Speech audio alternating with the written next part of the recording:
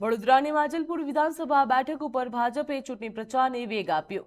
145 માજલપુર વિધાનસભાના ઉમેદવાર સતીશ પટેલના કાર્યાલયનું ભાજપ પ્રદેશ પ્રમુખ જગદીશ વિશ્વકર્માના હસ્તે ઉદ્ઘાટન કરવામાં આવ્યું।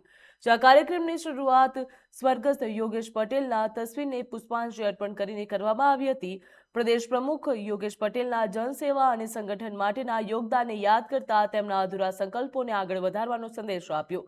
ઉમેદવાર સતીશ પટેલે પણ યોગેશ પટેલના વિકાસ કાર્યોને આગળ ધપાવવાનું તેમની સાચી શ્રદ્ધાંજલિ હોવાનું જણાવ્યું હતું। તો મોટી સંખ્યામાં કાર્યકર્તાઓની હાજરી વચ્ચે જાહેર સભા યોજાઈ હતી।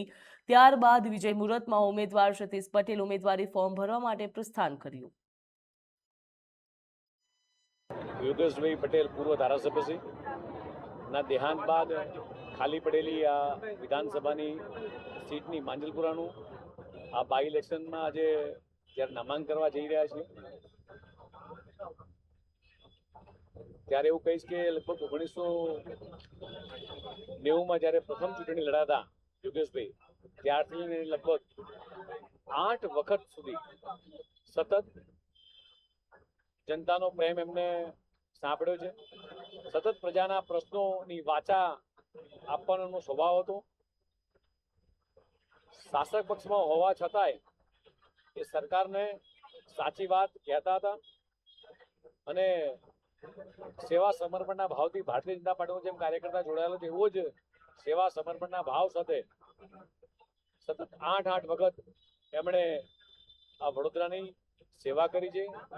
માંજલપુર વિધાનસભામાં એમણે પોતે એક પાયાના કાર્યકર્તા તરીકે પોતાની આખી આગવી છાપ ઊભી કરી હતી અને જ્યારે આજે આપણી વચ્ચે નથી ત્યારે એમને શ્રદ્ધાંજલિ પાઠવીને એવું કહીશ કે આજે જે રાષ્ટ્રીય શીર્ષક નેતૃત્વ જે રીતે એક પાયાના કાર્યકર્તા કે જે એની કારકિર્દી બૂથના સામાન્ય કાર્યકર્તા તરીકે થઈ અને આજે એમણે વડોદરા મેયરના સ્ટેન્ડિંગ ચેરમેન પદે પણ કામ કર્યું છે। સંગઠનના પણ વિવિધ જવાબદારી સંભાળી છે।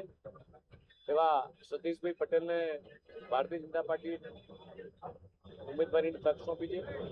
મને સંપૂર્ણ વિશ્વાસ છે કે જે રીતે યોગેશ કાકાએ જમીન સાથે જોડાઈ અને લોકોના પ્રશ્નોની વાચા આપી તે જ પ્રમાણે સતીશભાઈ પણ વર્ષોથી અહીંયા જ નાના મોટા થયા છે, જન્મ્યા છે અહીંયા અને પ્રશ્નોને વાચા આપી અને જે રીતે યોગેશ કાકાએ પ્રજાના પ્રશ્નો સાંભળી અને વિકાસના કામો કર્યા છે અને જે રીતે દેશના યશસ્વી પ્રધાનમંત્રી માનનીય મોદી સાહેબ, ગુજરાતના મુખ્યમંત્રી માનનીય ભૂપેન્દ્ર પટેલ સાહેબ જે રીતે વિકાસની આ વણથંભી યાત્રાને આગળ વધારી રહ્યા છે તેવી જ રીતે આ માંજલપુર વિધાનસભામાં પણ તેઓ આ યાત્રાને આગળ વધારશે।